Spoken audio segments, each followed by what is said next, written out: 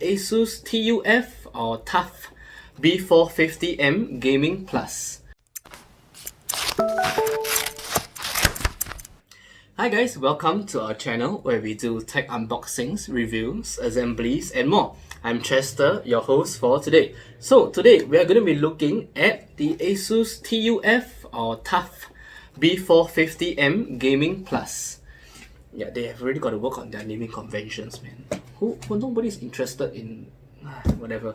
Anyway, so this particular unit is a B450 chipset from AMD, but it supports up to 3rd generation Ryzen processors. So it has Aura Sync, which means that this motherboard has RGB. Not that it has a lot, but it has. Alright, this is a MATX format, so it is slightly smaller than a full ATX, but it is bigger than a mini ITX motherboard. Alright, let's open this up. Before we do that, let's take a look at the sides. Yeah, just marketing stuffs. Right, over here is a quick overview of the board. So we have the I/O section. I'll talk about this in due time. Alright, let's get this opened up. So immediately we presented with the motherboard itself. And open up this flap, you have the manual. What's this? Register online, become an ASUS member. Yeah, sure.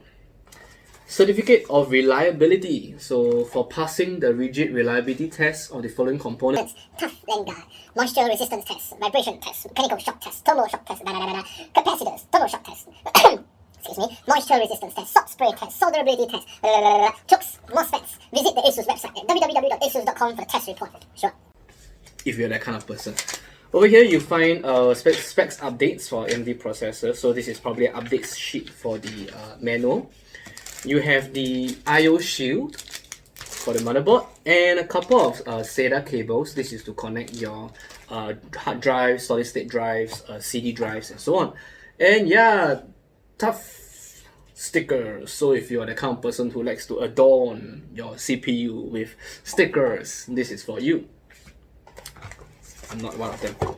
This is CD for your drivers, but do take note that the drivers are up to date as of this publishing of the CD, which means that by the time you received it, maybe a couple of components are out of date. So make sure you check with the official ASUS website for the proper ones.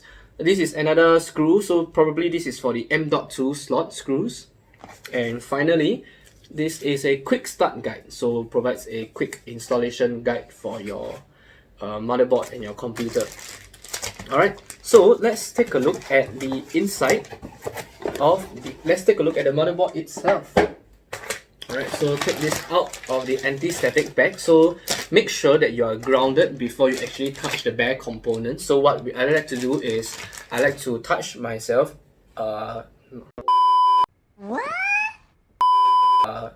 That sounded wrong. I like to touch the computer chassis, the metal part, which grounds you, so it gets rid. Je m'appelle mes poupous. It gets rid of your static electricity. Screwed English. Alright, let's open this up. So yeah, do not put it on top. Alright, just put it one side. Alright, let's take a look at the motherboard itself. So yeah, right at the front we have a 8-pin CPU connector. This motherboard runs a 4+2 power delivery system. 4 RAM slots, which are DDR4, so make sure you do not buy DDR3 or lower. We have a single RGB connector, sadly. We have a few fan 4-pin headers, so one here, and I believe there is one more here, yes. Standard 24-pin motherboard power supply. We have 2 angled SATA connectors and 4 more straight SATA connectors. These are 6 gigabit per second. Okay, and we have the Ryzen AM4 platform. So this is for 3rd generation, 2nd generation, as long as it's AM4, right? We have PCIe 16X slot. This runs at PCIe 4.0 if I'm not wrong. I'm make sure I'm correct. No, it's not. This is a PCIe 3.0 slot.